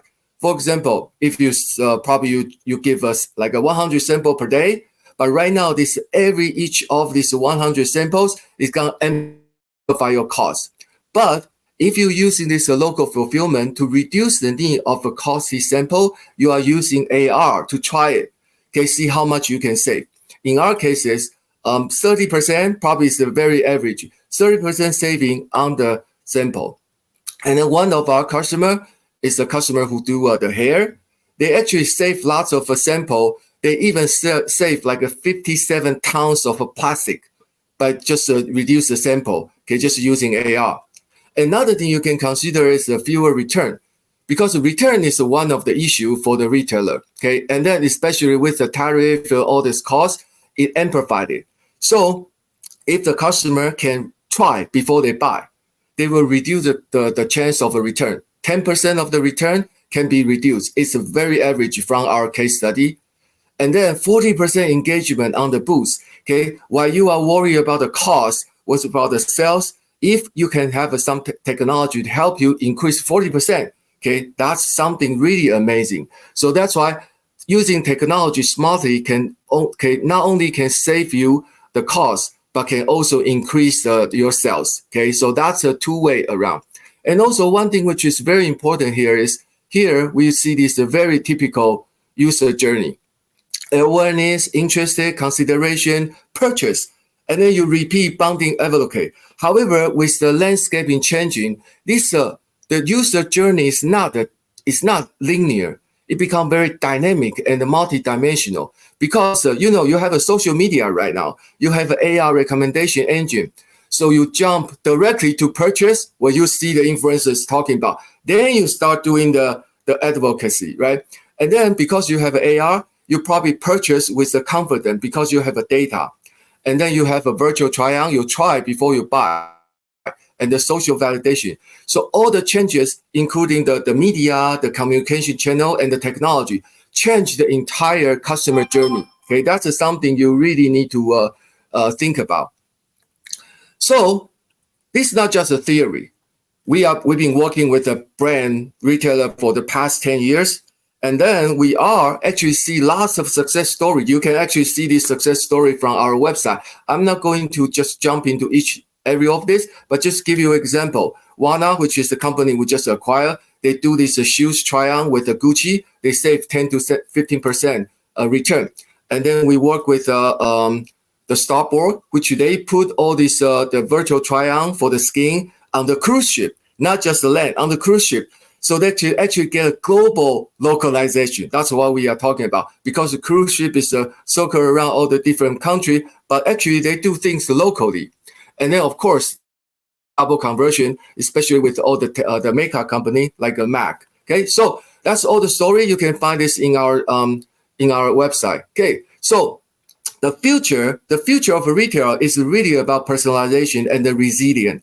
AR and AI are no longer just nice to have. They are the core infrastructure for thriving tomorrow's market. So we must treat this technology as a strategic asset.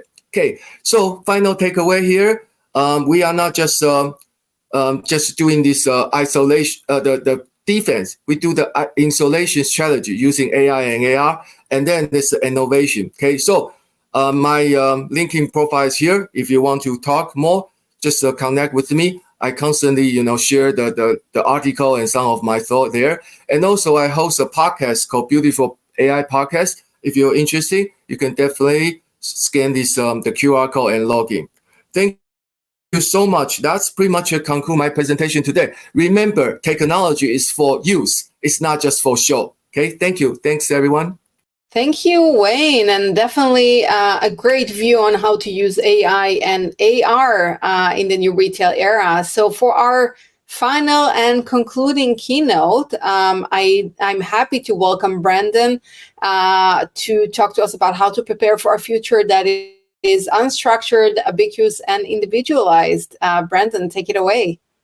Hey, everybody. It's good to see you. Good to talk to everybody. I've got a limited time here. So I'm Brendan Witcher, Vice President of Principal Analyst at Forrester. Of course, if you want to learn more about me or my company, you can Google that or use AI to look me up on ChatGPT. Both ways work. Anyway, it's good to talk to you. One of the things that I do as a strategy analyst over here at Forrester is I like to look at what's going on in the industry. What are people doing? Why are they doing it? How are they getting from the caterpillar stage into the butterfly stage? So I deal with that space in between. And of course, that space is more of like this, right? It's a strategic transformation of a company. What I find, though, is that companies today aren't doing a very good job of it. And this is where AI is going to be able to help. But the way that we think about AI, I'm going to say that a couple times here today, is going to make all the difference in the world. Because at the end of the day, we're still not very good at this. Only 40% of companies say their CX transformations are successful, and only 35% say their operational transformations are successful. And let's be clear, we've been doing this for over a decade now. So you'd think we'd be better at this, but we're just not yet. So what does that mean? It means that we need to think about a few things. Yes, AI technology, and we've talked at length about that today, so we don't need to get into that with me. We also talked about AI investments. You can see some of the stats here of companies making more investments in AI and where they're putting those investments. And if we stopped right there, then we'd say, okay, yes, we know all there is to know about AI. But the thing of it is, there's a third component that we need to think about. And the reason we need to think about it is because our end goal is not that we want to make it convenient, simple, and easy to have and use better innovative tech than the competition. At the end of the day, the goals of our organizations and retail and brands and others is to have this come to fruition, which is we want to make it convenient, simple, and easy for customers to shop and buy our products and services. So in the context of AI, we need to start thinking about the customer journey. We need to start thinking about the way we approach the customer, we learn about the customer. And up till now, we haven't been very good at this. You may say, like there's so many companies that saying we're surprising and delighting customers and blah, blah, blah. The reality is that we're not. And the consumers say that they're not. If you look at the state of some of this data, you're going to see that only 29% of consumers say that companies do a good job of understanding me as a person. Only 13% of online adults say brands make me feel valued. And only 5% of online adults say that emails are relevant and well-timed to my needs. So would I say this is still retail's biggest problem? Absolutely, I would say that is true. So how do we get there? How do we learn about the customer? How can we use AI to fix retail's biggest problem that there is? Well, Gen AI tools are the not next, but new evolution of tech for connecting with consumers. But how we power them with data matters. Like, this is a big topic. I did a session, I've done a couple sessions already this year at some of the big conferences of this. And, this is something that I think a lot of people don't think about. It's the idea of what is it that's going to go into AI to make this work? And why is that an important question? Because the low quality data that you put into AI or the unreliable data or whatever you use to build these experiences is going to matter on that customer experience. And so if you end up doing this, what's going to happen is your tools aren't going to work very well. And all the vendors that you've heard about today and people that are doing this would agree, of course that matters. But what's happening is there's innovation happening beyond that. Let's take a look at just real quick what I mean by the application of this being important. So this is a typical customer journey in a very simplified way, obviously. And as you're looking at it, you're thinking about the data applied, the medium or the device, the content and the CX and the functions in the UX, right? But there's also what are we capturing along this journey to improve the customer experience. And when that happens, you flip it, right? You flip it around and now you're reapplying data to new parts of the journey and everything's now going back into the journey to create those experiences. So at this point, we've been doing a pretty good job with structured data, machine learning, using things like you see on the left and using context, the characteristics on the left and the context on the right. This is where we use structured data. And again, machine learning has been doing a very good job of this up until now. I know there's lots of people talking about using structured data in AI, and that's fine, but the juice is really more worth the squeeze when you start getting into unstructured data.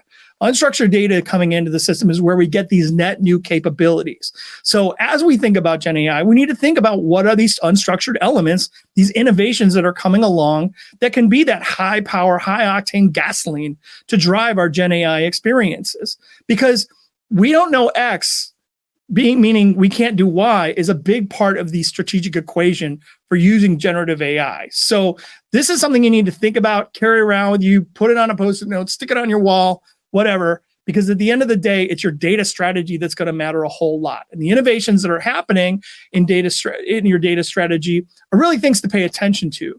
So while yes, please pay attention to Gen AI, but you also need to pay attention to what's going on in other innovations that allow you to capture unstructured data.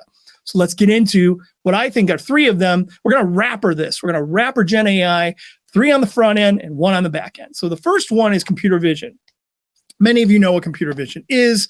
And by the way, I have all this written out, not because I think people can't read or hear what I have to say, but I'm more than happy to share this deck with you if you want it later. Just connect with me on LinkedIn, say, I'd love the deck from Retail and AI or AI and Retail, and I'll send it to you, okay? Now, computer vision allows retail to capture both the activity and the status in physical realms, including motion, action, and spatial information. This data can be analyzed and assessed for opportunities issuing and requiring attention.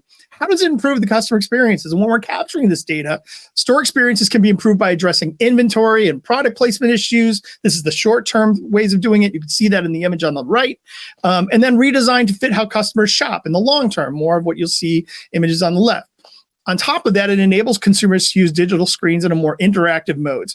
This is particularly useful when store associates are unavailable or visual elements of a product matter. For example, you can use things on the Home Depot site, use their app, you can take a picture of an item and they'll find the item for you in the store. This is where computer vision is kicking in. So, part of your Gen AI strategy is to what is going on with computer vision. The next thing to pay attention to is natural language processing. How a retailer captures and responds to voice of the customer, really in any channel, including the ability to assess the customer's tone and tenor. If I'm angry or if I'm upset or if I'm using swear words, this can all be assessed in natural language processing. It also enables associates to use natural language processing to get information faster through devices that act as AI-enabled managers or sales trainers. On the right there, you see an REI associate using the Theatro solution, right, to be able to talk to an AI, sort of bot that talks back and says, is something on sale? Yes, it is. Do we have this in inventory? Yes, it is. The person responding is not a person at all. It's AI on the other end, creating that sort of better customer experience for the associate, being able to feel confident in helping the customers. Now, how does it improve customer experiences? Consumers' natural way of interacting with us, of course, is to use our voice, right? Natural language processing enables touch points to customers to self-serve when they require more information, to make a purchase, to get answers quickly, when they need service, and to receive accurate information when speaking with associates. So, you can see this is an example from Samsung here on the left of using a device in there, and you're just talking to the device and getting answers back from an AI agent. The next one is sort of a hot button, right? You've heard about biometrics. You're like, oh, no one wants to share their information, blah, blah, blah. And, no one wants to use fingerprints and all that kind of nonsense. Let's just talk a little bit about how this gets used. Because yes, you could do the FUD stuff, but I'm not going to go there. Where I'm going to go is where can it really help right now? Right now, it helps with security. So we're being trained every day to use our biometrics to self-identify. Whether it's, I'm sure that most of you open your phone either using your face or your fingerprint. Most of you, if you drive a luxury car, can start your car with your fingerprint. You start to see this in other things like at the airport where they're using visuals now. So what's happening is consumers are being trained. To be clear, I'm going to say it a couple times. Biometrics may not be something yet you want to apply. I'm telling you to keep an eye on it, because as we get trained in other parts of our lives to associate biometrics with security, that's when this is going to become a big deal. Now, the place you can apply it right now is with your associates, right? Using biometrics for security to access certain areas of the store or to open certain cases, things of that nature, right? So those kinds of things can be done right now. But as far as the consumer goes, Maybe not yet. Maybe not quite yet. Yes, we have, Amazon One using a Palm, and the people who use it tend to really like it. But remember, it's not forcing someone to use biometrics in that case. It's a choice of the customer using biometrics. What I think is going to be the real tipping point, and keep an eye out for this, is when we start to use biometric credit cards. Most of the credit card companies that I've spoken to are working on the ability to use a fingerprint on your card. So when you're holding the card, it identifies your fingerprint, you use the card, right? Because otherwise, anyone could be holding your card and using it. When consumers start to associate biometrics with security for their own benefit, this is when you're going to start to see the tipping point. And so I would keep an eye on that. Now, I said there were three things, these elements that we're going to have as inputs. This unstructured information is inputs into Gen AI. On the outputs, it enables a new thing called unstructured analytics, or UA, right? What it does, it creates these net new insights into numerous elements of the retailer's ecosystem that suddenly become measurable and manageable. This is true for operations in ways we understand the customer to better serve their needs.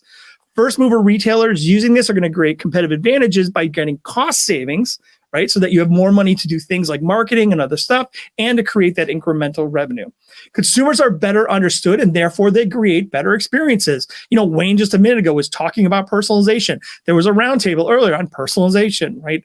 The ability to create that one-to-one experience becomes important. So as we start to learn about emotions of the customers, the contextual elements of the customers, who they are, what they want, what they need, what they're doing, what their activities are, we can serve them better.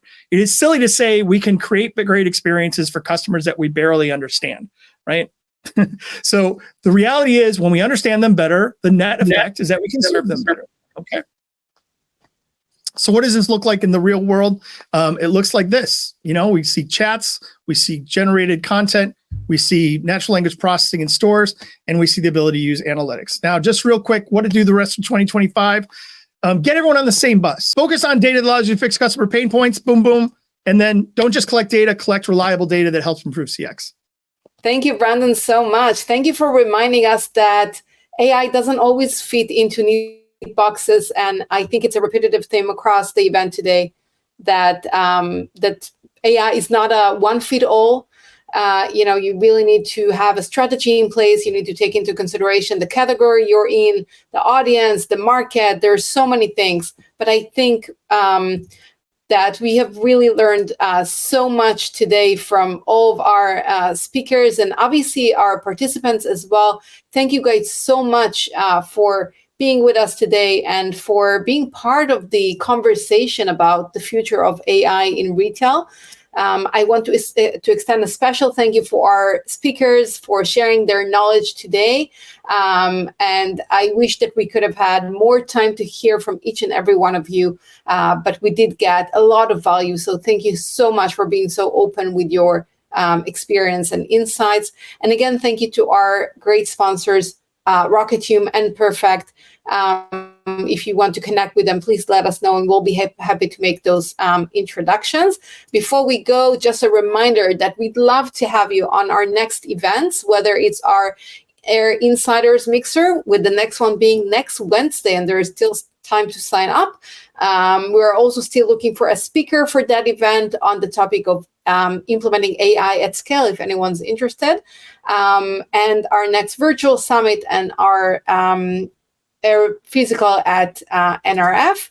And if you haven't already, go ahead and nominate yourself or your peers for our 2025 top AI leaders.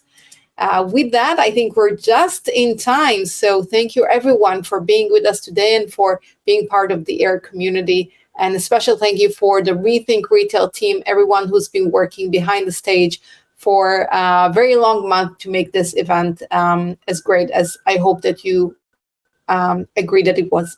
Thank you, everyone, and enjoy the rest of your day.